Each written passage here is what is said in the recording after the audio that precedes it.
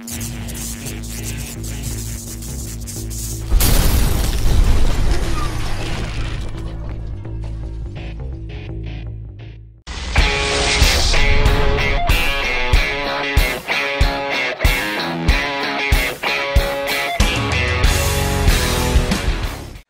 to Crashin the Net on SportsRantz TV. I'm Tristin Huntamer. Today we're going to be talking about fighting in hockey, enforcers, goons, and Gordie Howe hat tricks. I already have a blog up on sportsrantz.com/thegoal called Hockey Fights Culture, and it was one of the first blogs that I wrote about hockey, and the reason why is because it is such a touchy issue, and I like to get into these issues that are a little bit harder to make a decision on. So this is going to be a much more opinionated video than you will usually see from me, but I'm going to go ahead and tell you my opinion on fighting in hockey, why it is, and we're just going to go ahead and get into it that way. So fighting in hockey, to me, I would never get rid of it. I think that it is actually one of the things about the sport that is so unique than other sports that you come across. But I also do believe that it can be detrimental to the sport as well. An example of it being detrimental to the sport has to be the Penguins-Islanders game on February 11th, 2011. It resulted in 65 penalties and 346 minutes. I find that is overkill. There was no reason for that. The one reason that this actually all happened was because of retribution for a mishap that happened at a prior meeting between the two teams. So I find that to be overkill. Some opponents to fighting in hockey might also consider Colton Orr knocking out Todd Federick on March 21st, 2007 in the Rangers-Flyers game was taking it too far. Many outsiders to hockey and also some fans don't understand the fight etiquette that goes into hockey. There is actually unspoken rules and there are real rules. The unspoken rules I'm going to get into a little bit later in the video. The actual rules are, in the last few years, the NHL set Rule 46, which was an update of the 1922 Rule 56, which regulated fisticuffs and introduced the 5 for fighting penalty. When Rule 46 was introduced, it took out the wording fisticuffs, which honestly, I miss that. I miss the word. I'm a big fan of the word fisticuffs, but that's on another subject. But it also introduced much stricter fines and penalties.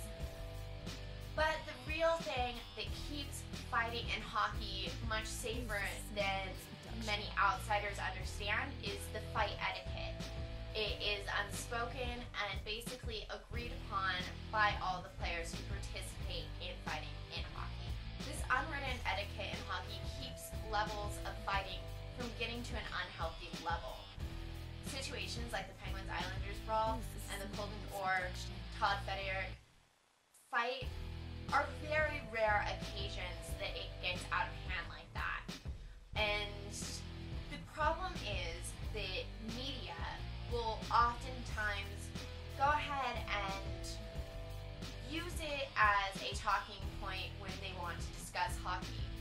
As fans, we need to basically temper that urge to say no fighting in hockey and try to figure out who is actually the ones who are making the decisions. I want everyone to take into consideration that the people who are fighting on the ice are choosing to do so. It is not a requirement of the players to fight, and in many cases, some players may never fight. There are other cases where some players will fight anyway. Fighting in hockey rarely gets out of hand, and players and at least not enough injury that it actually keeps them from playing. This is not due to Rule 46. This is due to the fight etiquette that is upheld primarily by the enforcers on each team. In hockey, these rules are unwritten and they're built out of respect for other players and out of fairness. An enforcer's job is unofficial. They are expected to play regular shifts, but mostly they are expected to deter other teams from highly physical play against other star players and skilled players on their own team. So what is this etiquette that I've been talking about this whole video? Here's a basic overview of it. Opposing enforcers on either team have to agree to a fight. They have to do this in either a verbal or a physical way. An agreement like this helps prevent both players from getting an instigating penalty, as well as keeping unwilling participants from the fight. It is actually very rare for any player that is not an enforcer to participate in fights, although it does sometimes happen, and the most common occurrence where a player who is not a typical enforcer will start or instigate a fight or participate in a fight is typically in retaliation.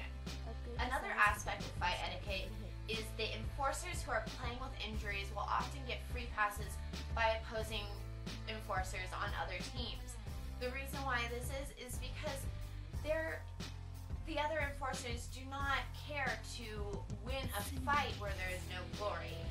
In this case, that just means that if they already know that they're going to win, there's no point in fighting. It's not likely to build momentum for the team or help in any real way. Sometimes an enforcer will decline to fight.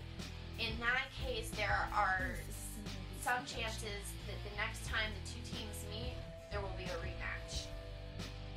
There are some situations where two teams will start fighting at the beginning of the game, and it will seem like there's no apparent reason for it. Most of the time, these reasons happen to be either it's a rematch between an enforcer that declined to fight in a game prior. It might also be in retaliation to something that happened at a prior game as well. And it also might just be because the two teams are rivals, and sometimes that will happen as well. A case of bad etiquette would be a enforcer trying to initiate a fight when another enforcer is near the end of their shift. This is the reason why this is bad etiquette, is because the more rested enforcer is definitely going to have the advantage than the other enforcer that is just about finished with their shift. An aspect of fight etiquette that prevents injury is that the players will discard their sticks and most of their gear that can get in the way and cause injury. They will also not assault any referees or linesmen during the fight. Also, at the end of the fight, the players have to accept whether they won or lost. It is not good form for them to act out in a way because of it, because they do not want to lose the respect of their team as well as the fans.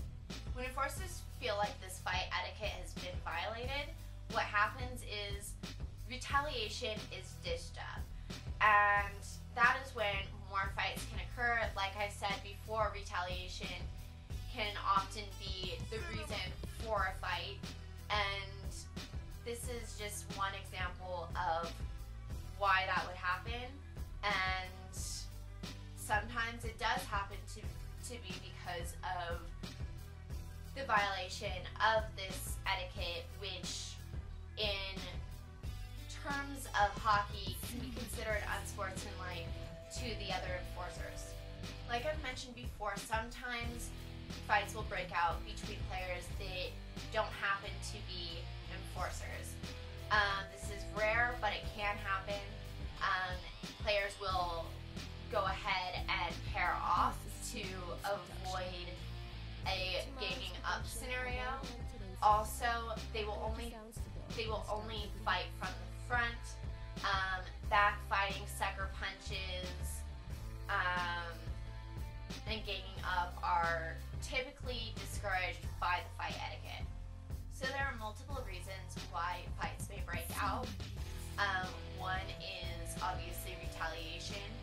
An enforcer needs to time fights like these in a particular way to prevent an instigator penalty that could put the opposing team on a power play.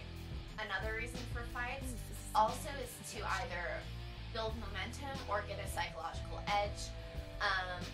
Basically, this is a major gamble for an enforcer. They really have to size up their opponents to make sure that they'll win. The reason why is because they want to get a home crowd energized, they want to get their team energized, and they really need to win this fight to make it go in their way.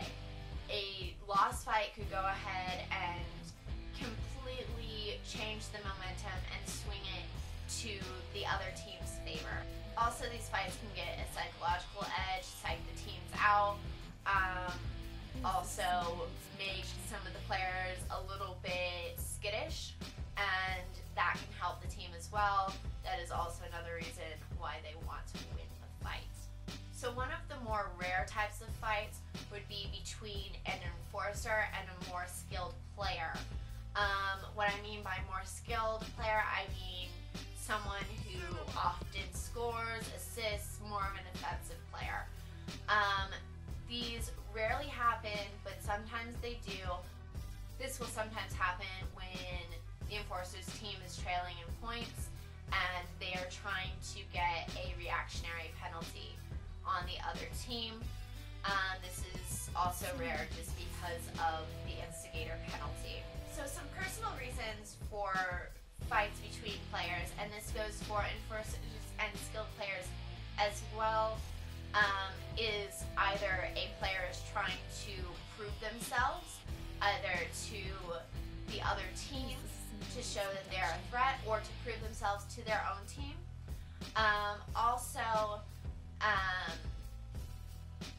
This can happen with any type of player.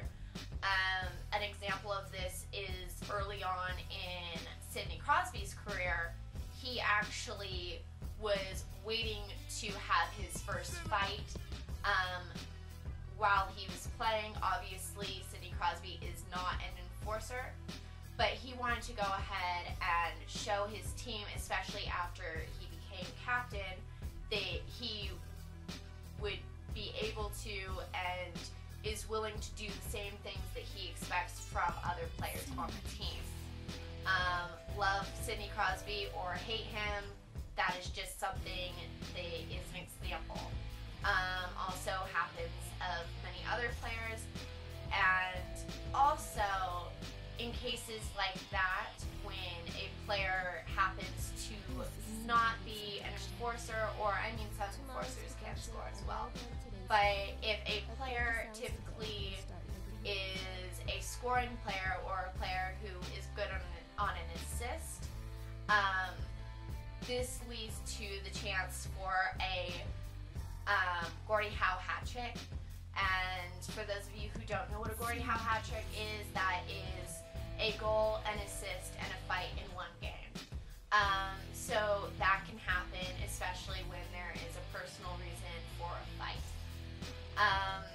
And like I said, this can happen when a player is trying to show that they are willing to fight in a game and prove themselves.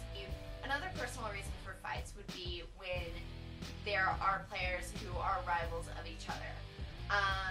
This is another case where sometimes they're not always enforcers who are in these fights. So sometimes there's just bad blood between players. So after all of that hockey etiquette talk, why do I think that hockey should definitely keep fighting within it? I think that, first of all, it puts butts in the seats. Secondly, there's all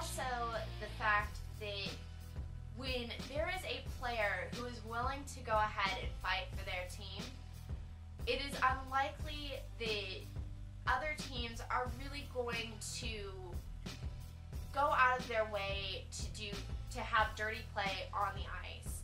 I think that it deters most of the worst unsportsmanlike conduct that exists within the game. And when that conduct happens, they're there to go ahead and put everything right back into order. So like I said at the beginning of this video, this subject is very polarizing. There are people who really love fighting in hockey, and there are people who absolutely hate it. I can understand people who don't like goons who have no other skill set besides fighting.